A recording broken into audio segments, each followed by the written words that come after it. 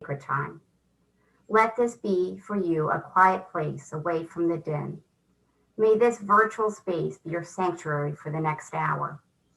Zoom will present to you a frame for that space to hold the representations, sounds, music, the songs, poetry, and prose, to lift your heart, broaden your mind, and move you to do justice in the world, in the service of building beloved community. While we cannot be physically present together this morning, may this virtual service be holy and sacred time for each of us as we join together in the celebration of life.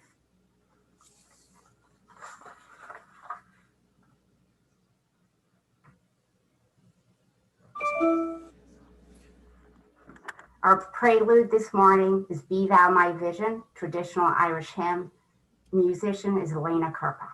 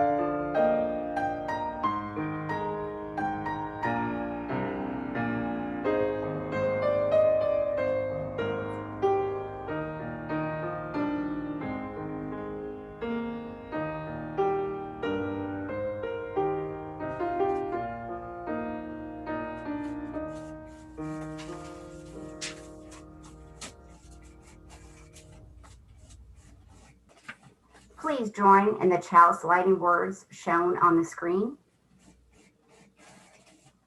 Welcoming all free seekers of truth and meaning, we gather to excite the human spirit, to inspire its growth and development, to respond morally and ethically to a troubled world, and to sustain a vital and nurturing religious community.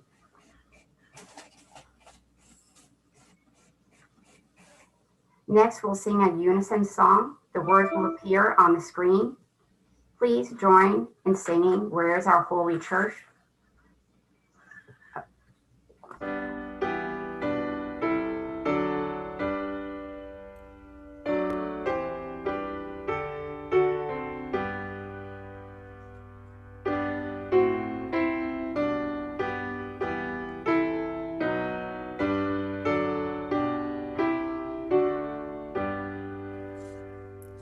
Where is our holy church?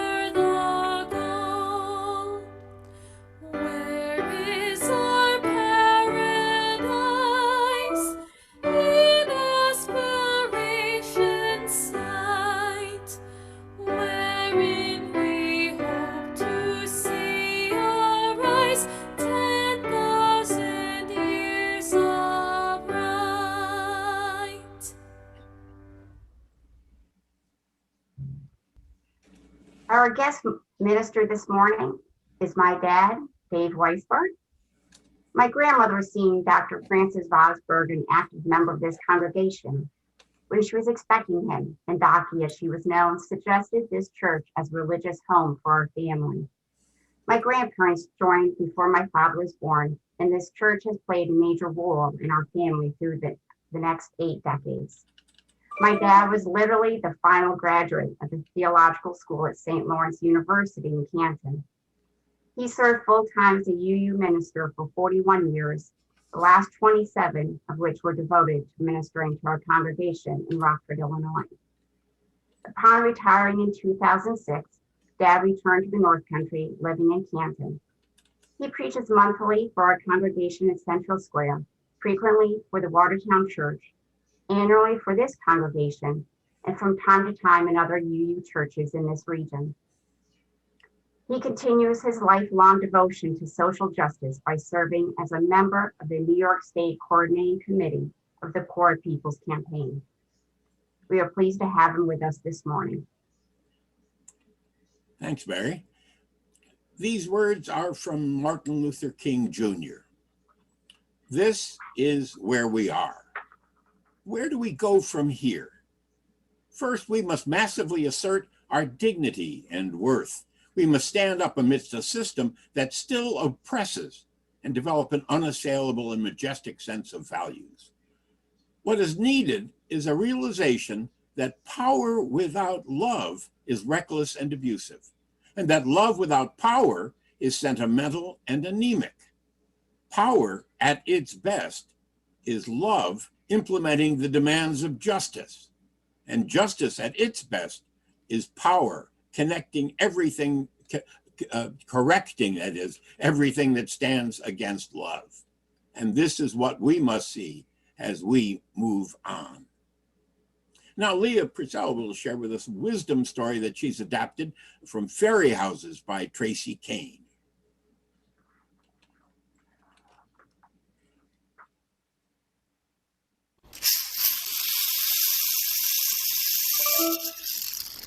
There is an island off the coast of Maine that's a special place.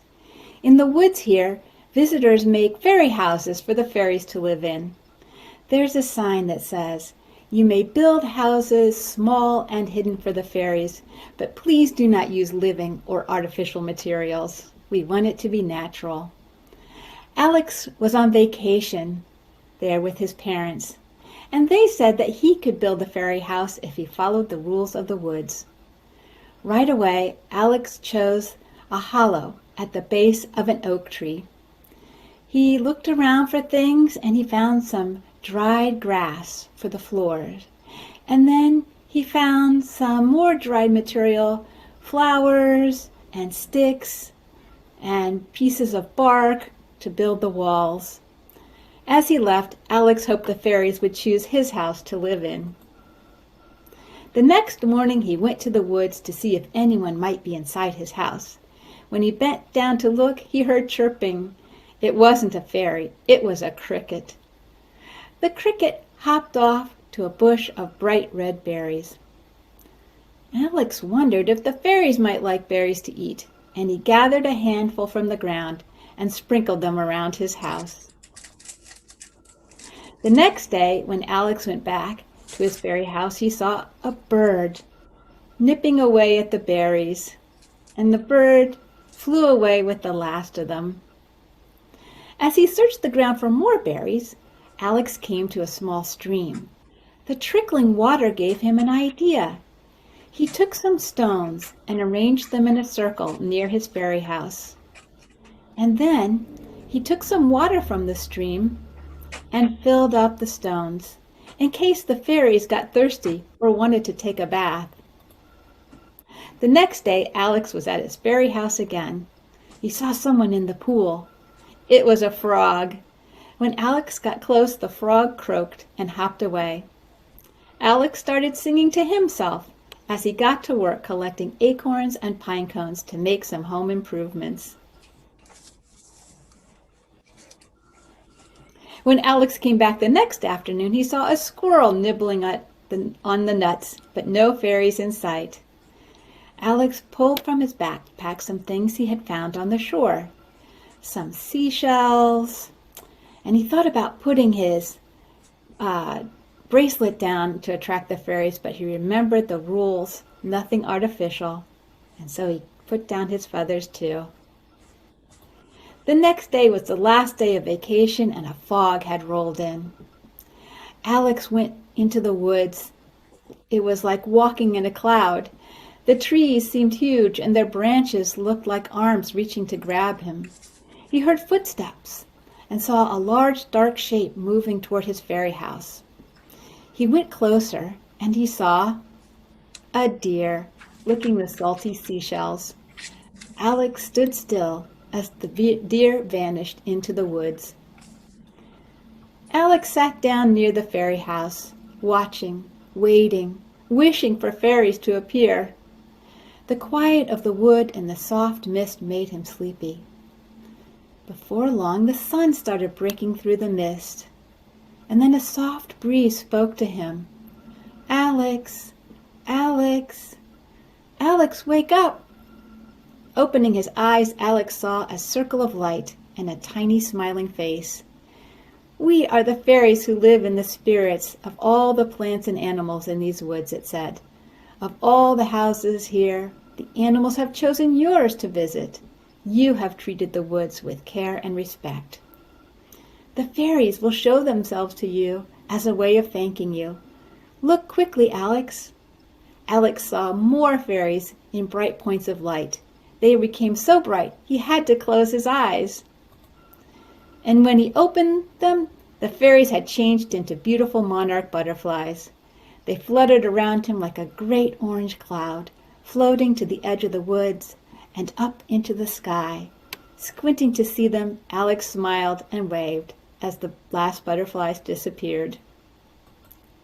And that's the end of the story. And it's a reminder that as Unitarian Universalists, we can nurture our imaginations and dream up whatever kinds of worlds we would like.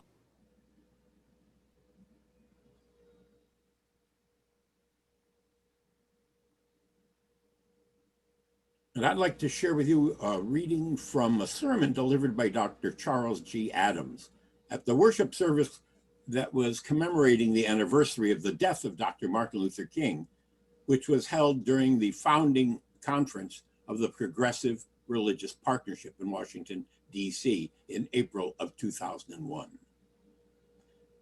Dr. Adams asked, why have a religion that has not been challenged and critiqued? Why have a counterfeit religion when you can have the real thing? Why have something that's worthless when you can have something that's powerful? Why have something cold when you can have something hot? Why have a religion that's unquestioned when you can have a religion that has been cleansed and corrected, beautified, clarified, fortified, magnified, purified, rectified, sanctified, qualified, authentic religion?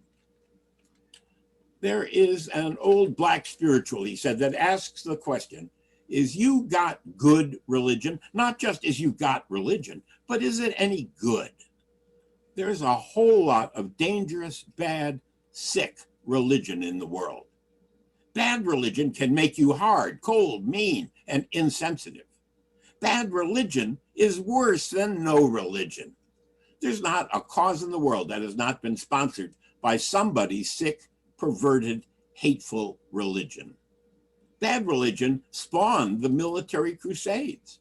Bad religion grabbed the enforcement powers of the state to enforce freedom of conscience. Bad religion set up the Inquisitions to enforce religious conformity. Bad religion murdered the Anabaptists, burned Joan of Arc at the stake, executed Jan Hus and Hans Dink. Bad religion killed William Tyndale for translating the Bible into the language of the people. Bad religion took apartheid to South Africa, brought slavery to America, fostered segregation, bigotry, and exploitation, organized the Ku Klux Klan, generated the Nazi Party, created the moral majority, produced Jim Jones, Jimmy Baker, Jimmy Swaggart, Jerry Falwell, David Koresh.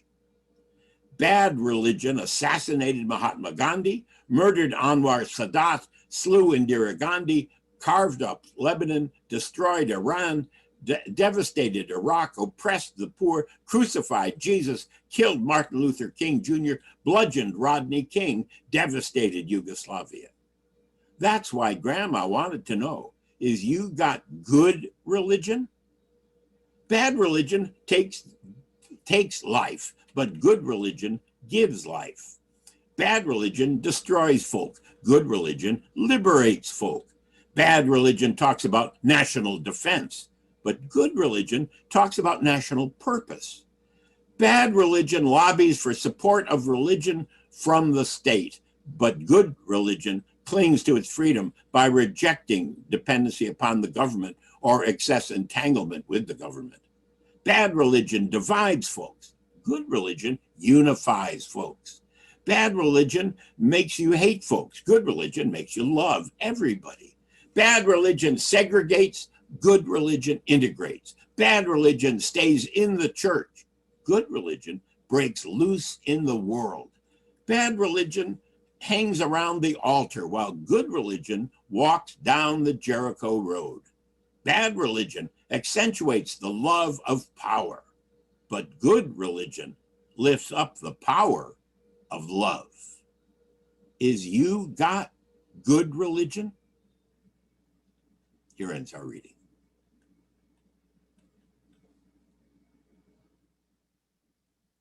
Take time now to share silence together as we contemplate on the world and our place in it.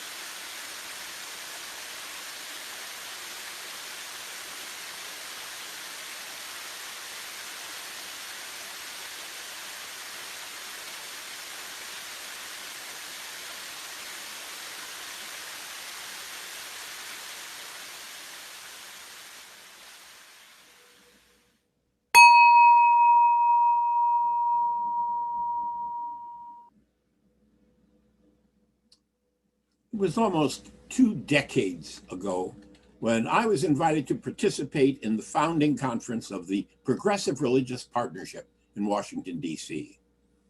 For reasons which I do not know, that organization didn't go far beyond its founding. But when I returned to Rockford, the sermon report I delivered on the conference was one of the most enthusiastically received sermons of that year. In the Rockford congregation, like most UU congregations, of course, there was nothing on which we are all unanimous. And that sermon was no exception, nor did I expect it to be. One member, who in fact grew up in May Memorial Unitarian Universalist Church in Syracuse, was particularly critical of my sermon, and he shared his displeasure with me and with others. One of the things to which he took exception was my brief summary of the stirring sermon delivered by Dr. Adams at the gathering, at the Wednesday night worship service commemorating the death of Dr. King. Said the critic, setting yourself up as the arbiter of who has good or bad religion is not my idea of progressive religion. I'm trying to remember who said, judge not that ye be not judged. Well, some of you may share his question. As I recall, judge not was said by the same man who, according to scripture, moments later in the same sermon on the same mount said, beware of false prophets who come to you in sheep's clothing, but inwardly are ravenous wolves. You will know them by their fruits. Are grapes gathered from thorns or figs from thistles? In the same way, every good tree bears good fruit, but the bad tree bears bad fruit, he said. A good tree cannot bear bad fruit, nor can a bad tree bear good fruit.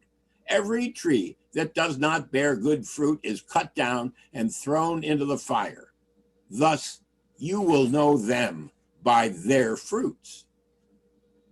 Actually, what we call the Sermon on the Mount is really just a compilation of that teacher's best lines. There's just one case. This is just one case where those lines don't really all fit together. Obviously, Dr. Adams' suggestion that there is bad religion and our responsibility for judging it is not new. Beware, Jesus of Nazareth said, of false prophets. That critical member was operating on the same misunderstanding which some others carry. It is true that Unitarian Universalists affirm the importance of religious diversity. We celebrate the reality that there are many paths to life's important truths.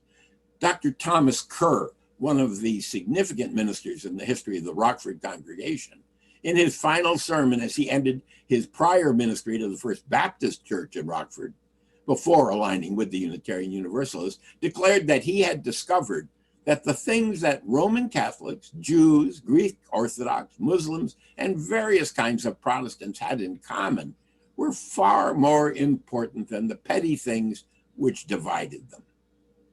We are as convinced in 2020 as Dr. Kerr was in 1870 that he spoke the truth. The title of that sermon of his was Developing Discrimination, by which Dr. Kerr meant discernment, the ability to separate the true from the false, the wheat from the chaff, good religion from bad religion. There's really not a whole lot that I can add to what Dr. Adams said in his sermon, but I do believe it's important to expand on it for the very reason that my critic from Syracuse is probably not alone in believing it's somehow illiberal to acknowledge that there is bad religion out there. Episcopal Bishop Jack Spong once made reference to a secular Jewish friend who, in the light of the terrorism of 9/11, suggested that the time had come when we should bulldoze all the churches and mosques and synagogues and temples because religion is a scourge on the earth. What the friend was talking about, of course, is bad religion, of which there is no lack of evidence. We use the term fanatic to describe a person filled with excessive zeal, especially for an extreme political or religious cause. Fanaticism is not new. There have always been people whose need for security and structure was so extreme that they were willing to buy into religious teachings that made their fragile mental health even more precarious. They appear under every single denomination that there has ever been. Jewish fanatics, Muslim fanatics, Christian fanatics, Hindu fanatics, and humanist fanatics. But they're always the minority. There has always been a far greater number of people who pay lip service to religion, but on whom it has little or no observable positive impact. And then there are the people whose lives are enriched by their religious involvement. And some of these can be found in virtually every religion. It would be wrong to reject all religions solely on the basis of the fanatics, though it might appear to be fair to do so. Let's take a look more closely at the criteria which we might utilize to differentiate bad religion from good religion, false prophets from the true, or as I would prefer to put it, worse religion from better religion. That preference I expressed, worse instead of bad, and better instead of good, is a piece of that differentiation. Worse religion has a predisposition toward viewing the world through lenses that render everything in sharp distinctions of good and bad, saint and sinner, holy and profane. Somehow it's easier for us to make gross distinctions rather than to expend energy and time in recognizing that the real world has a lot more grays in it than it does blacks or whites. Almost every good contains elements of evil, and many evils have some hints of good about them. Worse religion is usually focused clearly on the rear view mirror. To them, truth was something given in the past. Life was better back then. Everything was simpler in the past. All we need to do is to go back to the 10 Commandments and everything would be better. What they mean, of course, is to go back to the 10 Commandments as they have chosen to interpret them, not the commandments as they were originally understood. We believe in every word in the Bible actually means we believe every word in the Bible that we choose to believe in the way we choose to interpret them. And often the past of which they dream never existed as they believe it did. Or some worse religion focuses far into the future, on a coming world or an afterlife, rather than on this life here today on planet Earth. One way that religion has tried to help people adapt to the challenges of life is to encourage believers to set those challenges aside. It'll be better later, so put up with it now. An old song my father taught me averred that during the Depression, Salvation Army lasses come out every night to tell us what's wrong and what's right. And the chorus went, "You will eat by and by in that glorious land above the sky. Work and pray, live on hay. You'll get pie in the sky when you die." I found on the internet that song was written about 1910 in The Preacher and the Slave, a composition by legendary labor hero Joe Hill. The song became part of the widely distributed Little Red Songbooks of the Industrial Workers of the World, the IWW, also known as the Wobblies. There has been a tendency for worse religion to support the status quo, in spite of the teachings of the ancient prophets that the measure of one's goodness was how they created justice. It was this status quo supporting dimension of religion that led Karl Marx to refer to religion as the sigh of the oppressed creature, the heart of a heartless world, and the soul of soulless conditions. It is the opium of the people, he said. Marx viewed, and many others viewed religion as harmful because it served to prevent people from seeing the class structure and oppression around them, thus serving as obstacles of change. Slaveholders wanted their slaves to get religion to the degree that it taught the passive acceptance of their inferior station in life. The problem was that while the Bible lessons did include the Apostle Paul's teaching that slaves should obey their masters, Moses was also there between the same covers telling Pharaoh, "Let my people go." Better religion focuses mostly on the present world and the quality of life here and now, with due attention to how it will impact the future in the world.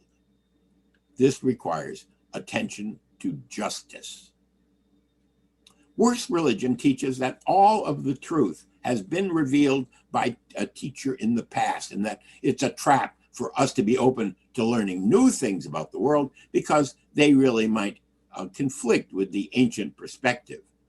The conflict between science and religion is actually a conflict between first century science and 21st century science. Bishop Spong, whom I was privileged to interview as a guest on my TV program in Rockford, reminded us that part of the view of women was based on the ancient understanding that the semen from the male actually contained a little teeny tiny human being, and that the female was only a vessel in which that seed was planted to grow. A female was just an imperfect male. The discovery of the nature of reproduction was the beginning of the change in the status of women, or it was, at least for those who are willing to understand it. The Pope continues to cling to some degree to the belief in female inferiority. That is not good religion. Worse religion emphasizes dependency. Once upon a time, we used to stress that better religion taught independence. People were to stand on their own 2 feet to face the world. But being open to new ideas, we've come to realize that independence can be as much of a trap as dependence, and that real living is actually about interdependence. We Unitarian Universalists now proclaim the interdependence of all existence of which we are a part. The old religious paradigm was about domination, about going forth to subdue the earth. The new paradigm emphasizes harmony and partnership and cooperation. As Dr. Adams pointed out in his sermon, worse religion, but while cloaking itself in words of love, actually teaches hate. Those who believe differently are seen as a threat to the believers in worse religion. Those who worship differently, those who love differently, those who dress differently, those who wear their hair differently are seen as a threat to the collective purity. The others become defined as the enemy. It is true that group solidarity is readily constructed on having common enemies. Worse religion builds itself up by finding others to tear down. Pat Robertson's money comes from using his bully television pulpit to point to satanic influences everywhere.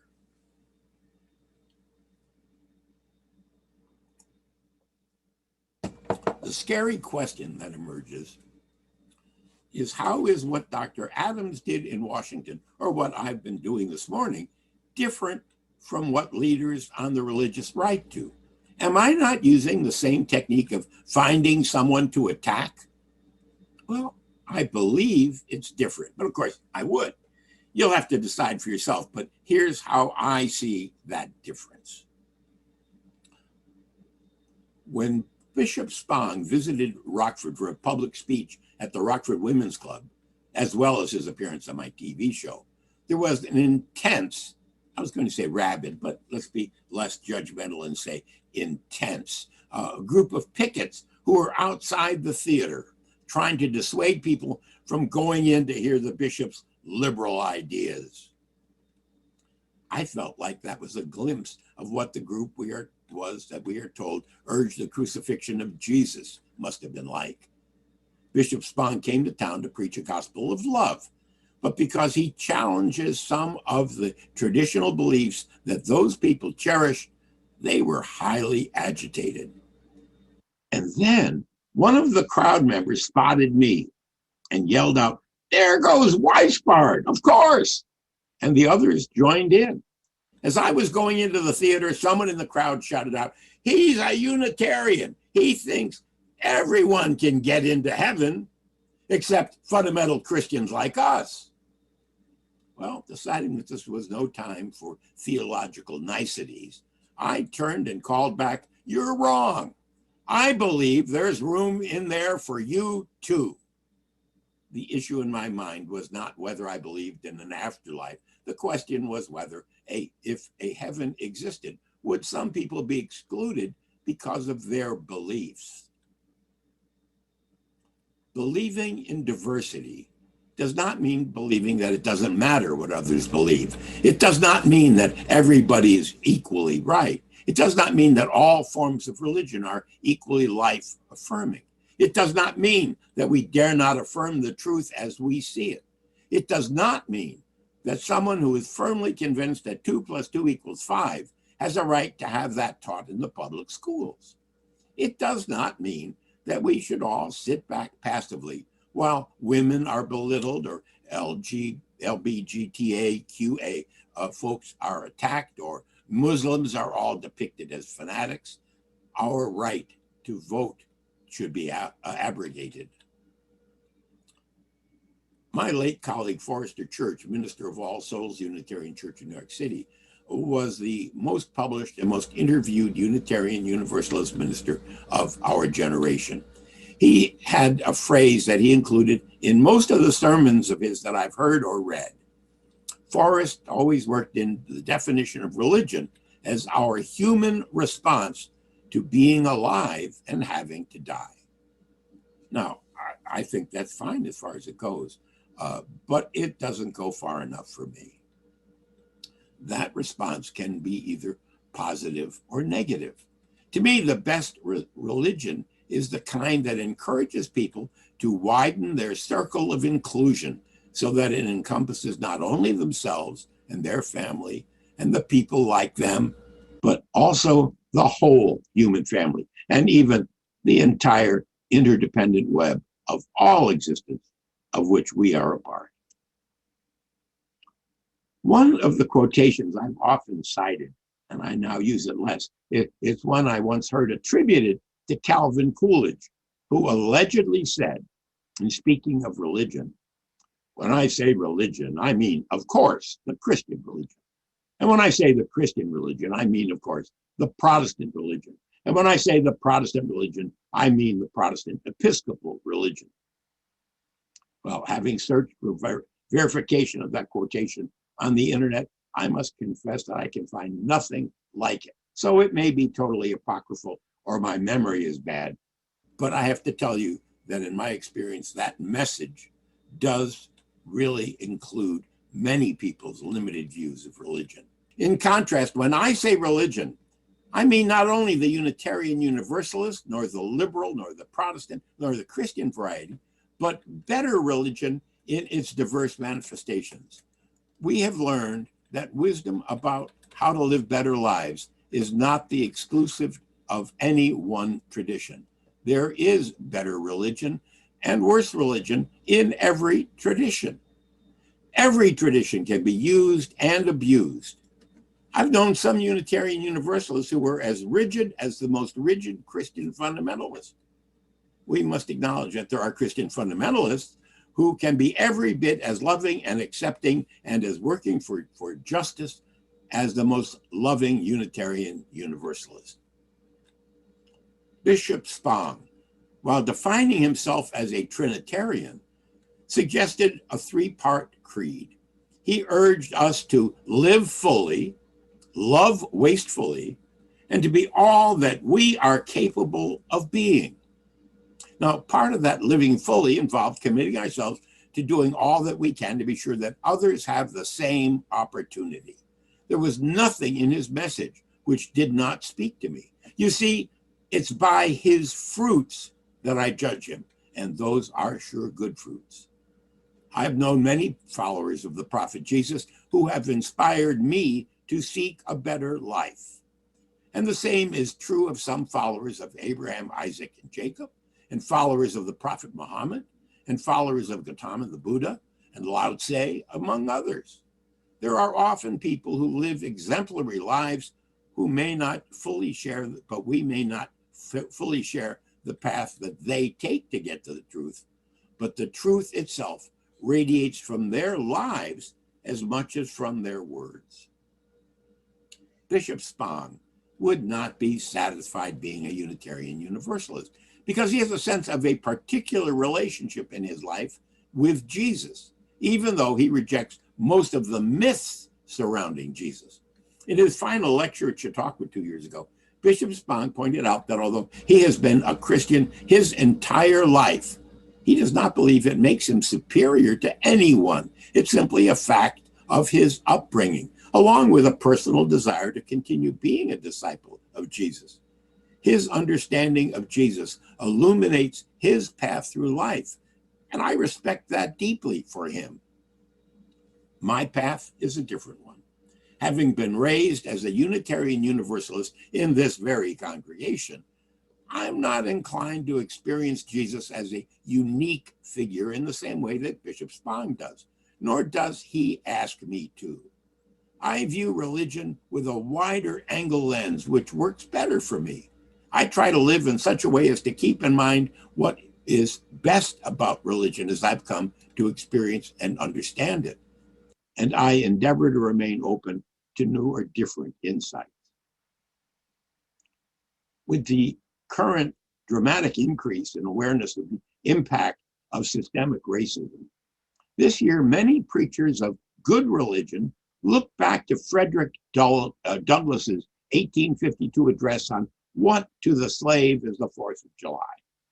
In fact, Douglass effectively addressed the good religion, bad religion theme during his address when he asserted that the fact that the church of our country, with fractional exceptions, does not esteem the fugitive slave law as a declaration of war against religious liberty implies that churches regard religion simply as a form of worship, an empty ceremony, and not a vital principle requiring active benevolence and justice and loving and good works toward man. It esteems sacrifice above mercy, psalm singing above right doing, solemn meetings above practical righteousness. A worship that can be conducted by persons who refuse to give shelter to the houseless, to give bread to the hungry, clothing to the naked, and who enjoin obedience to a law forbidding these acts of mercy is a curse, not a blessing to humanity. For my part, he said, I welcome infidelity.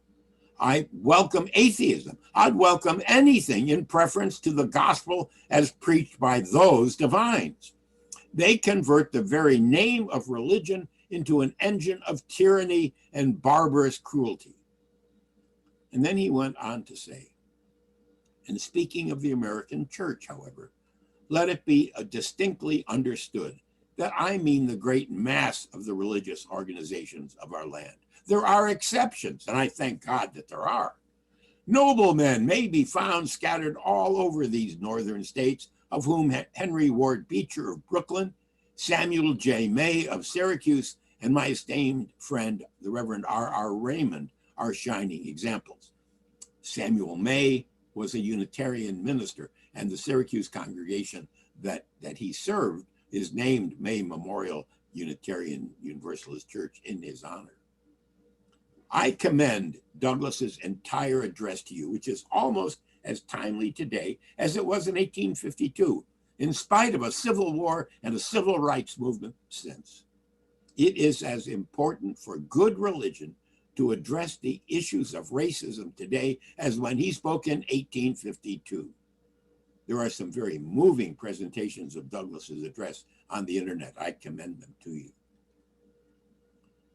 I believe that each of us is responsible for looking at our beliefs and our religious practices and asking ourselves, do we have good religion? Does my religion encourage me to live a more truthful, responsible, fruitful life? And if we believe that the answer is yes, we need to ask ourselves, are the fruits of our religion so visible in the ways in which we live that other people looking at us would agree that we got good religion? There's an ancient Chinese curse which says, may you live in interesting times. Friends, these are, like it or not, interesting times. It's my belief that one of the things that can help to sustain us in these interesting times is our commitment to good religion. Tell me, is you got good religion?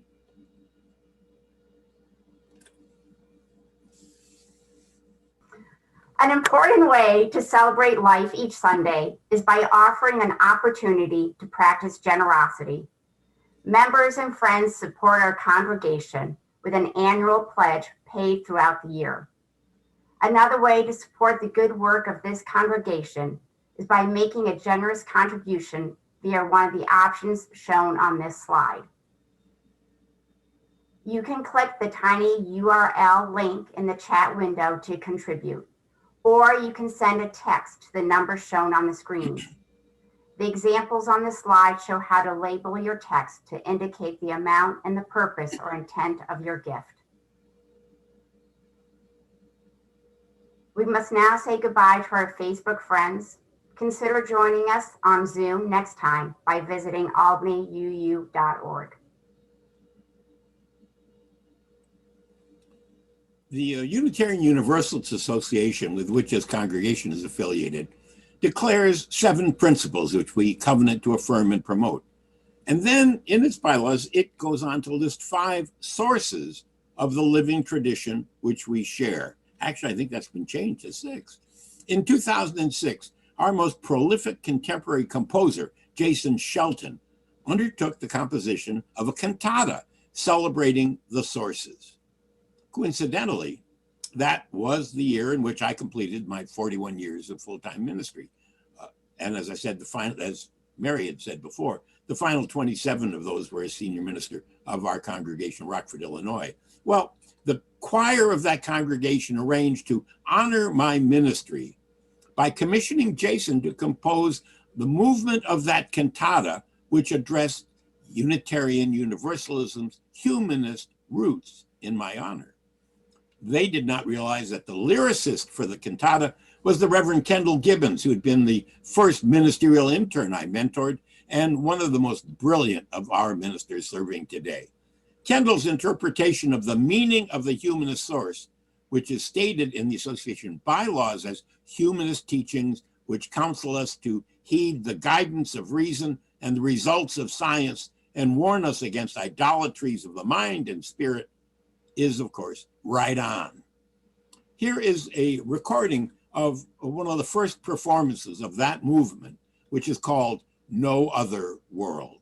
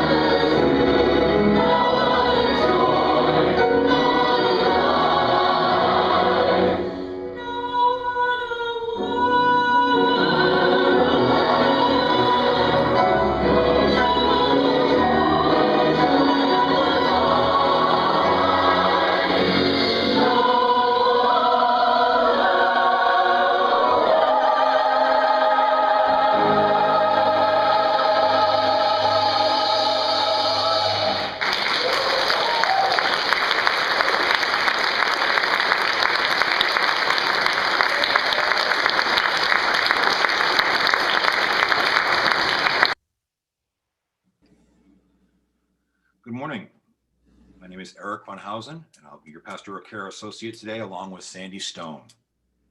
This is the time set aside in our service for sharing significant personal milestones in our lives.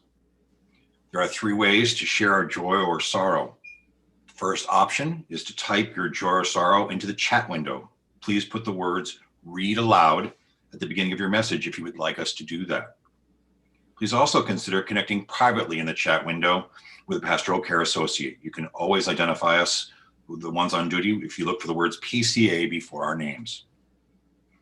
The second option is to click the blue raise hand symbol in the participant window. Our technician will invite you to unmute yourself and speak your joy or sorrow. The third option is to submit a joy or sorrow using the website by noon on Friday prior to our service. We'll begin by reading those that were submitted this past week, and then we'll hear the spoken joys and sorrows, followed by the chat entries that are to be read aloud. I have one that was submitted earlier this week. Member Bill Batt shares a sorrow. Karen Ann Donaldson, MD, his long-term partner, died peacefully in her sleep at age 78 on Wednesday, January 27, 2021. She would have turned 79 on Tuesday, February 2nd.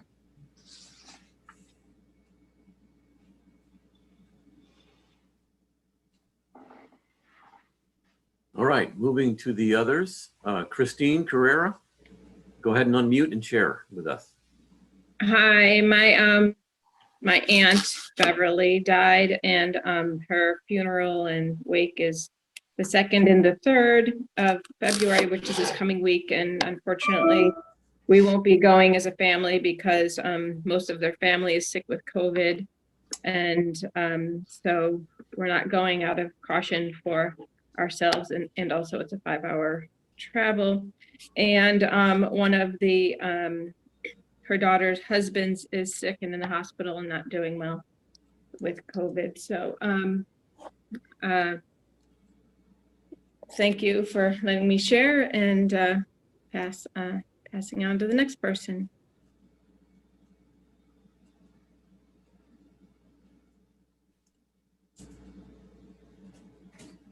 All right, next, Jan Smith, go ahead and unmute and share with us. Hi, everybody. I have 2 joys to share. One is just being here again after, a few weeks, maybe a couple of months.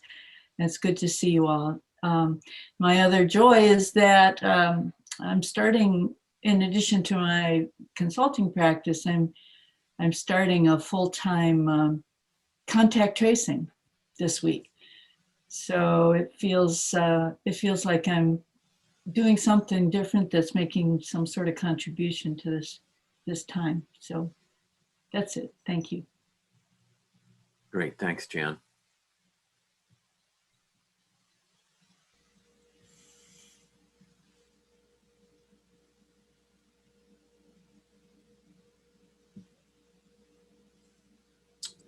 Any more, Chris?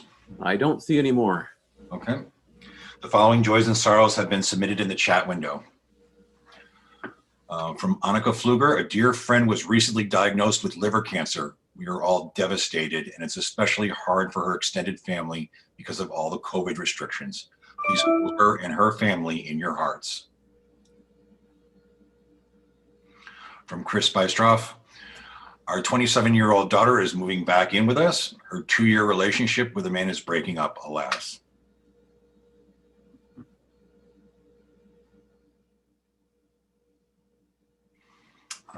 Looks like Mike and Mandy, our new granddaughter, Paisley Grace, was born on 12/2/4/20. I think that's supposed to be 2020. And that looks like it. For the joys and sorrows that remain unspoken, let us hold all that we've heard and felt in our hearts.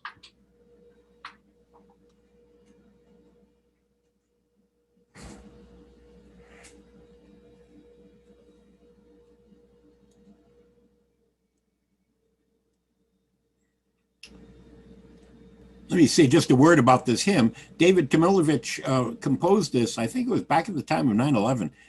And what's fascinating is this is used in a variety of churches and a variety of denominations.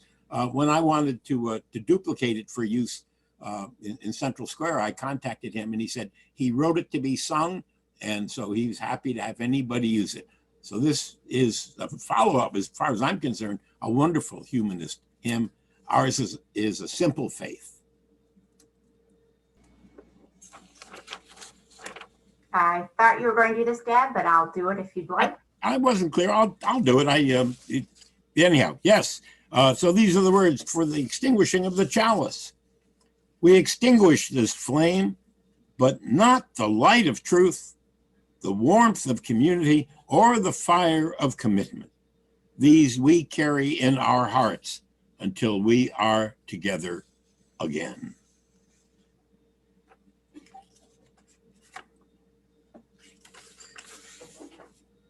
The time is now. The place is here. The good we know, the earth we share. This day we have, this love we give. No other truth, no other joy, no other life, no other world. Now may the truths that make us free, the hope that never dies, and the love that casts out fear lead us and those we love and those whom nobody loves forward together until the day spring breaks and the shadows flee away. Amen. Blessed be.